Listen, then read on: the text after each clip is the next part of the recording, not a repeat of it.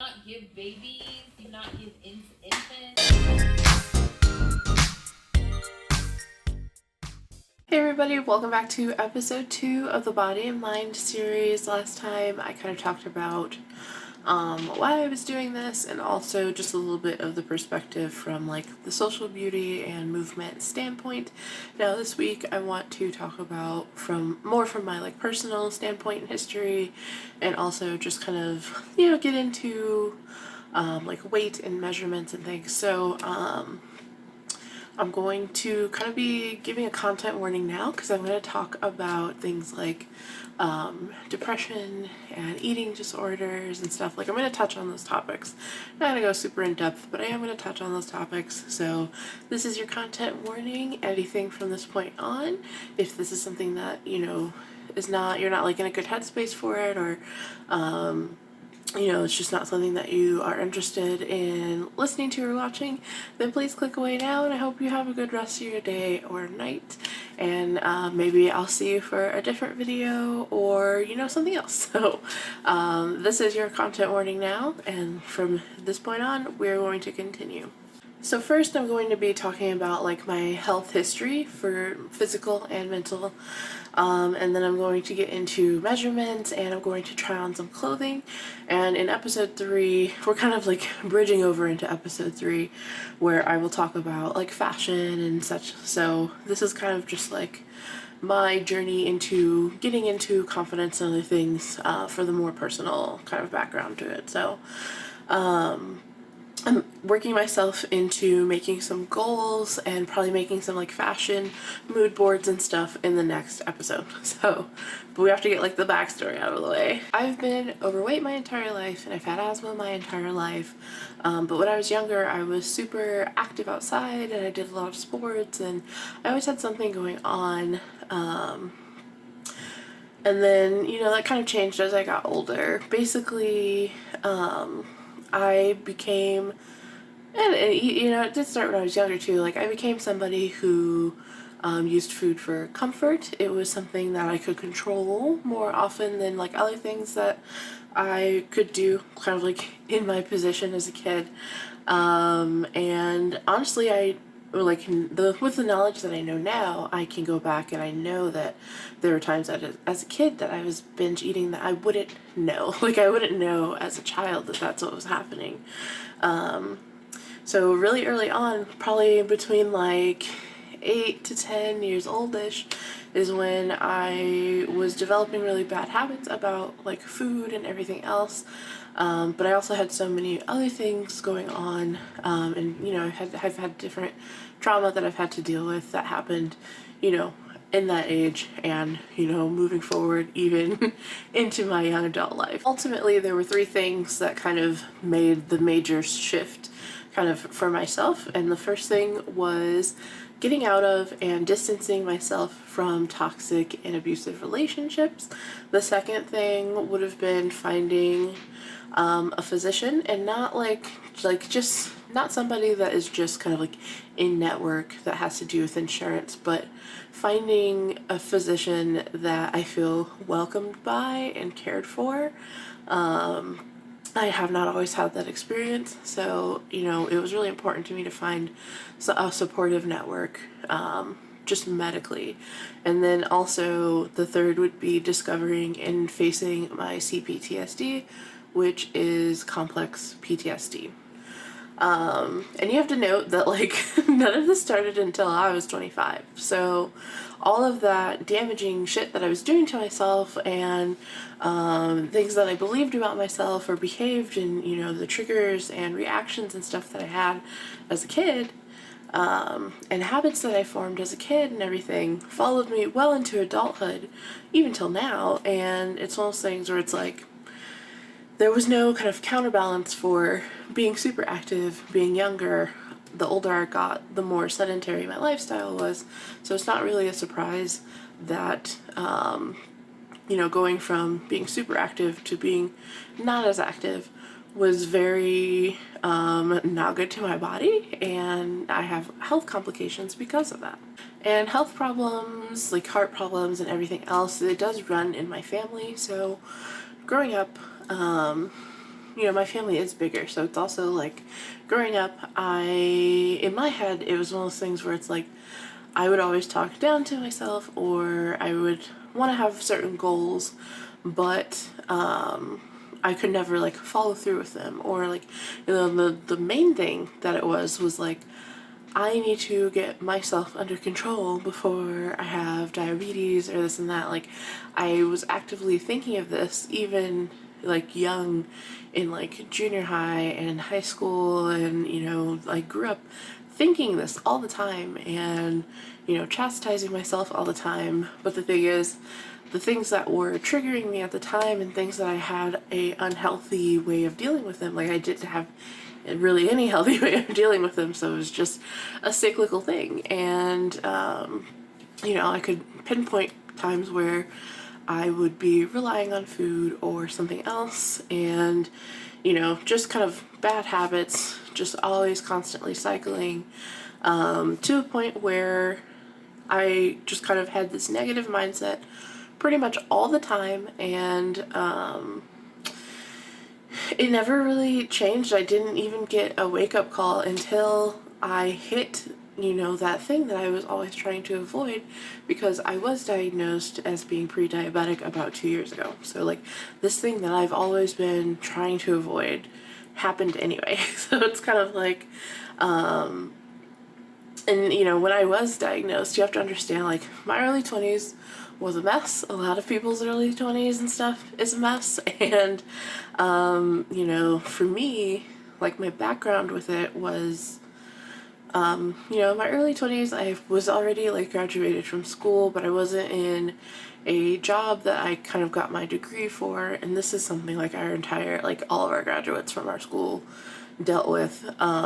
So it's one of those things where it's like, it was hard to find, you know, a job doing kind of exactly what I had envisioned myself to do. So I was doing a lot of jobs that were like not my passion. It was just something that I had to do to survive. So like, just like to afford this apartment and stuff, basically. So I was part-time at a job that I did like, but I also had to juggle multiple other jobs and freelance, and just trying to figure it out, to a point where just trying to stay here. You know, my like goal was to not have to move like back home or anything like that. So I was just like, at one point there were 4 people living in this 2-bedroom apartment. So like, there's just a lot going on, and you have overlapping with that. I was in a abusive relationship, so that kind of led to a lot of re-traumatization of myself, and pushing away of friends, just kind of alienating myself, of losing self-confidence, losing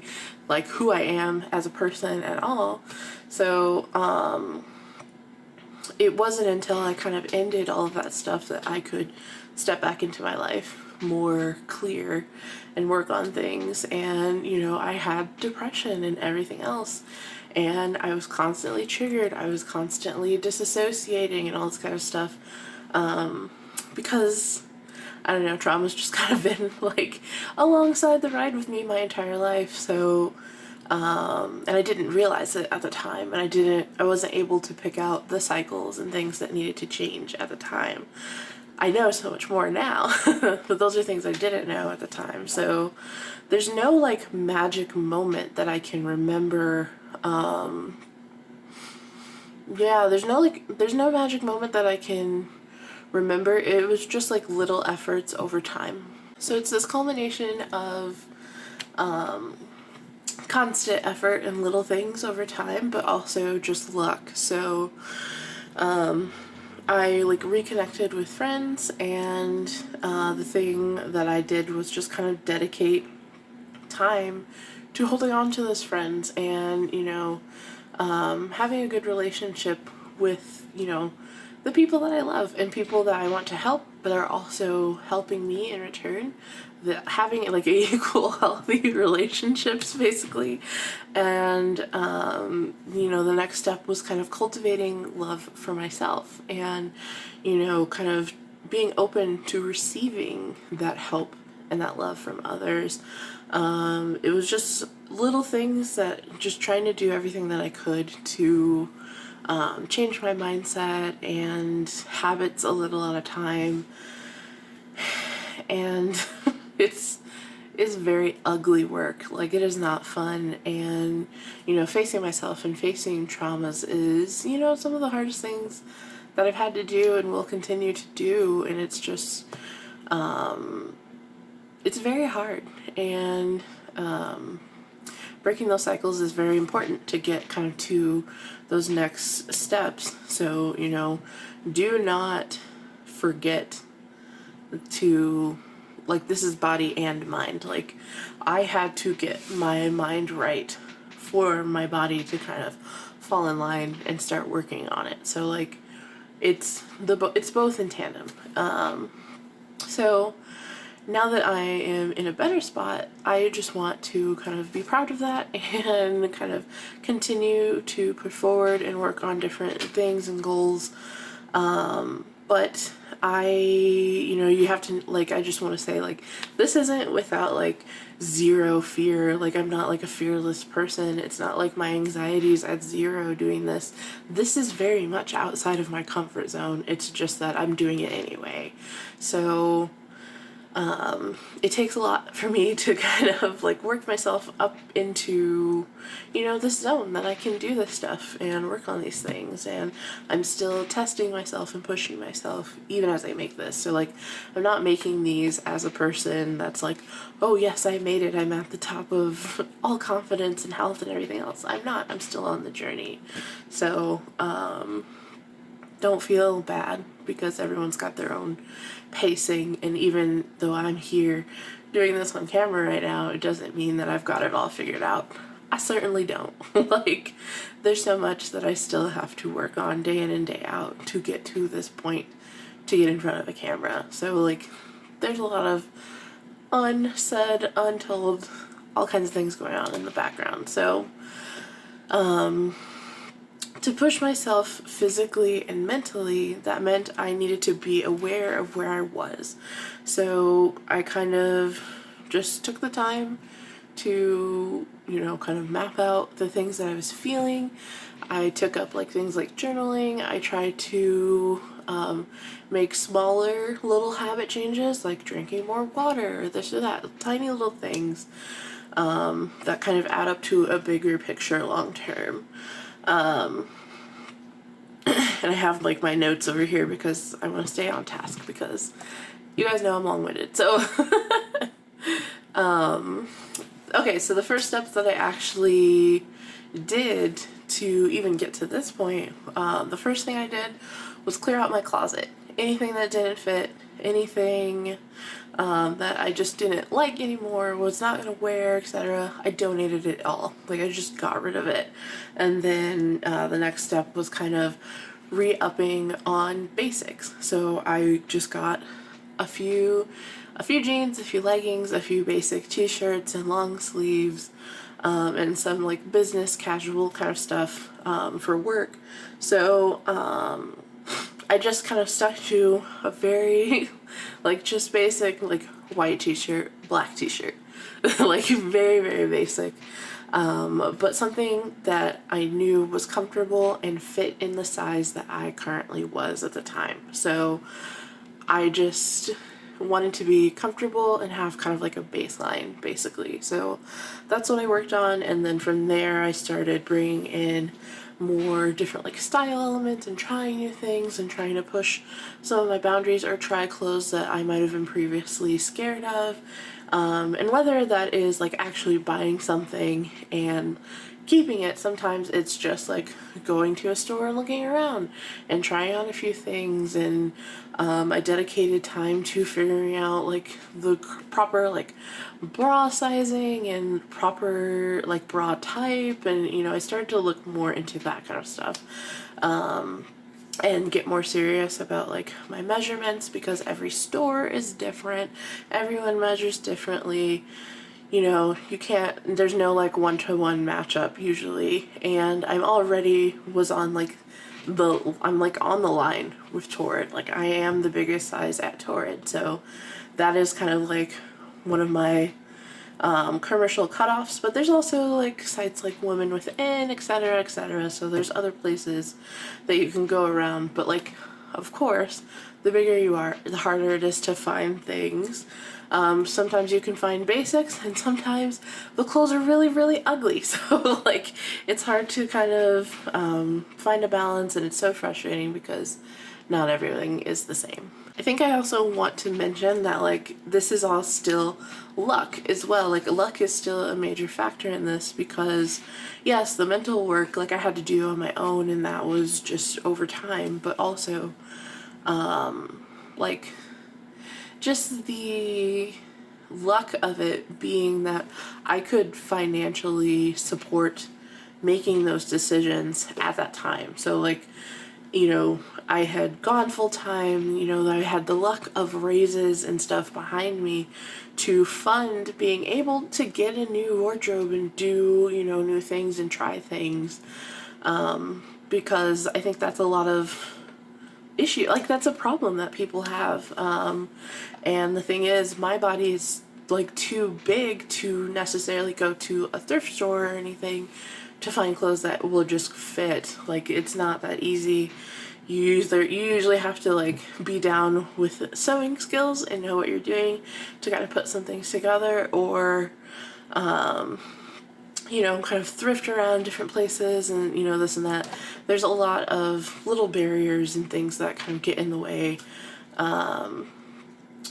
Especially, like, you know, the bigger you are, it's just the harder it becomes to do that. Because there's just so much that is just not catered to you, and you have to kind of find your own loopholes and like duck and dodge around different kind of things to figure it out. And it's also very, like, if you are shopping at Torrid, or, you know, Women Within is fairly, like, they have a fair amount of sales and stuff. Torrid does have sales and things too, but like, you have to understand the clothing is so expensive, and that's just like for people who aren't like living this life, that are just kind of curious in this video series, that haven't had the struggle of like not fitting in kind of like the department store size. Our clothes are expensive, so I'm sure clothes for smaller frames are already expensive, but we do get much of an upcharge. You know, we're using more resources to create our stuff, and we're not usually, you know, there's not a lot of stuff that is tailored towards us, or it's changed a lot in the last years, but there's been a lot of times where we just were not in the like program for different brands. Like, they didn't want bigger people wearing and representing their clothing. So you know, there's been a lot of change in the in-between time, but that there's still that out there, and there's still that out there if you look at sizing charts and stuff, because, you know, what are they calling like plus size, like size 16 these days, stuff like that, which I consider to be fairly average size.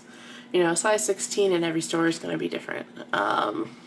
So I guess what I'm trying to get at is it can make somebody feel boxed in for their choices, and if they don't have that financial ability to do more and try different things or buy new things for themselves, and they always have to kind of do extra work, it's very exhausting. So there's going to be people out there who are like, oh, if it's so exhausting, lose the weight. It's not that easy. I could talk in circles about that all day. End of the day, it's not easy. It's tiring.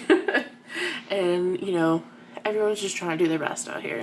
So what I try to do is like just remind everyone to definitely treat your clothing well while you do have it, so that when you are tired of wearing it, that you can donate it, because there are people just like you that do not have the same means that you do, that need those clothing and need those options. So send them off to the people that need them. And if you are somebody that's super thrifty, then please try to thrift responsibly. You know, ask yourself, is this something that I really need to kind of like repurpose or remake if I am, you know, downsizing bigger clothing to make a jacket or something that, you know, I've seen a lot of these kind of DIY kind of stuff. So like, as fun as those things are, also double check that you are not taking away from the community that you're kind of going into, because there's people out there who need that stuff. So we can all do all of this stuff sustainably and responsibly and be aware of kind of how we're doing, what we're doing, and why we're doing it. So, you know, that's the only kind of reminder that I have for that, to do everything smartly. But now I'm going to go ahead and shift gears. That's kind of like my backstory. I am pre-diabetic right now. I have asthma. I haven't had like a consistent period in years, and I think it's mostly due to my weight, but it could be other things too. I don't know. I'm about to line up to go to my doctor again and kind of get a reassessment and see where I'm at. I have slipped a lot because of the pandemic and gained weight back that I have lost and all these other things, so it's just time to kind of reassess and reevaluate, and I will come up with kind of updates, but in the meantime, like, my next step was buying a new, I bought a new scale that can go up to like 550, and I also bought really long tape measure. This is like 120 inches, because I had some other ones. I've had other like tape measures, but they stop at like 60 or something like that, and this body is more than 60 inches. Okay, so like I was like, I can't be messing around with this. I want to get exact measurements and not have to guess and do this and that. I just want something that is enough to get it all in line. So that's about where I sit with that, basically. But yeah, those are just kind of, and I'm around like 490 pounds right now. So that's where I'm sitting at. And this next kind of segment I'm going to go into, we'll talk about measurements and everything else. I don't know if I'm going to give like all my numbers. Like, I do have like a fear of, because I'm not educated in like health and like giving anybody advice on what to do next for like your own weight loss or anything, and I don't want to make it look like I do, but I don't know how much information is helpful. So maybe some of my like basic measurements I would, but just know that there are a lot more measurements that I've taken that I have. Like, I have my neck measurement, I have, you know, top thigh, mid thigh, calves, etc. So maybe we'll talk about like bust and hip, stomach measurements and stuff. I don't know. I'm rambling now. Let me just go ahead and switch over to that other footage where you'll see, I'm just trying to show you guys kind of what my body looks like, how I carry my weight, my body shape, and some of my measurements. And I also want to show some clothes that I did buy from Torrid that came in, and just let you guys kind of see those. I've got links in the description. If you guys want to check it out. I'm not affiliated with anybody. It's just, you know, for those that might be interested. But let's go ahead and switch over to measurements right now. So this is kind of just how my body looks. This is how everything settles on my body in terms of my weight. I gain in my midsection, lower body the most. So I'm more of a pear shape, but also kind of a rectangle. And then I ended up getting my waist a little bit lower than this. So my waist is a 63. And then for your hips, you make sure you want to get it around about the biggest part of you and your stomach. I was thinking about like pants and stuff. I also got more measurements, so like inseam and calf and thighs and my bust area. So I definitely... a big thing for me was getting kind of like my bra sizing right and getting the right type of bra for my breast shape and everything else. So I definitely encourage people to go look into that. I have a link for that down below. It definitely is a major factor in, you know, how your clothing fits and everything. So try that out as well. Had to take a mental break, play with a cat, you know. And now it's time to show you the clothes that I got from Torrid. This is me challenging myself more. I wanted to try a jumpsuit, and I also wanted to try a romper. This jumpsuit was super soft, and I really liked it. I had a lot of fun, as you could tell. And then the romper has pockets. This one is not quite a great fit, but maybe with shapewear it might sit where I needed it to be. I'm still on the fence about this one. Well, like, I like it, but I don't know if I'm going to keep it. And then I also got some biker shorts for workout, and these are these blue tie-dye. I really like all their leggings and like active shorts and stuff like that. So I just really liked these two, and I'm happy with my purchases. Alright, I think that's more than enough for episode 2. I had a lot that I kind of covered. Please feel free to put any questions or, other comments that you guys have down in the comments. I also want to encourage you guys to share your own kind of body and mind journeys, any insights that you've had, and all, struggles, anything, whatever it might be along the way. I put a ton of sources down in the description box that include, things that I wore in this video, but also some of the things that I bought, like the scale and the tape measure, and also I put down other creators' videos that helped me kind of with my critical thinking, but also just thinking about beauty standards, but also fashion advice and other things that I think could be helpful to people who are watching this video. And all of it will be kind of geared towards bigger bodies, but there will be some stuff that's kind of on topic and slightly off, adjacent to the topic, that is just good for expanding your mind and knowledge and thought process and hearing other people's perspectives and commentary on this stuff, because it's nice to diversify where you get your information from. So like I said, I'm not sponsored or affiliated with, I don't get anything from any of this if you guys click on the links, but it's just something that I am kind of working on. I try to give you guys extra sources. So if you guys like what I do on this channel, please please comment, subscribe, and share it with a friend. Torrid is also having their plus size, their holiday model search right now. I have decided to try it for fun. Feel free if you guys want to go over to their website and check it out and see if it's also something that you guys want to try for fun.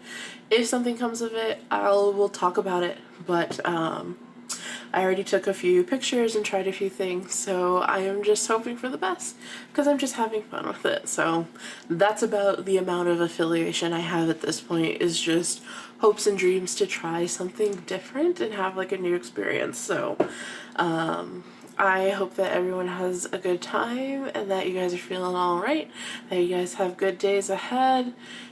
Keep working on your tiny little, adjustments and things as you go. And I'll see you guys next time. Bye.